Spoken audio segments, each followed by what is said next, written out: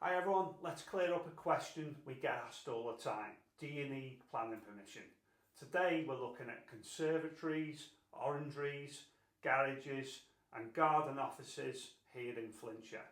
First up, conservatories. In Wales, many conservatories are covered under the permitted development rights, so you don't actually need planning permission if it's a single storey and built at ground level. It doesn't take up more than half your garden, it's no higher than the eaves of your house and no more than 3 metres high if it's within 2 metres of a boundary and under 4 metres overall.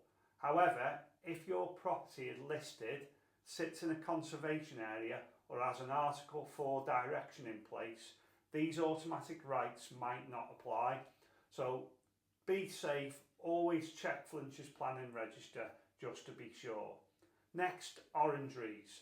These are treated like single storey extensions, so the same permitted development rules apply. Stay within the size and height limits and you should be okay. But I always say, again, to be on the safe side, always check for any local restrictions. Now, garages. If you're planning a detached garage under 30 square metres, built at ground level and open on at least 2 sides like a carport, you'll generally be fine without planning permission or building regs.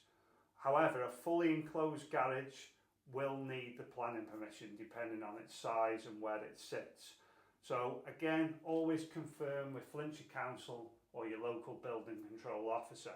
Lastly, garden offices or outbuildings. A single storey garden office used for personal non-business use usually falls under the permitted development too. Again, provided it's no higher than 4 metres and at least 2 metres from your boundary and covers less than half your garden. But if you plan to run a business from it, that's a material change of use and you definitely will need planning permission. A quick note on building regs, they're separate. For example, a conservatory under 30 square metres with its own heating might be exempt. Orangeries often require building regs approval. So to sum up, most garden additions are fine under permitted development if you stay within the size and boundary rules.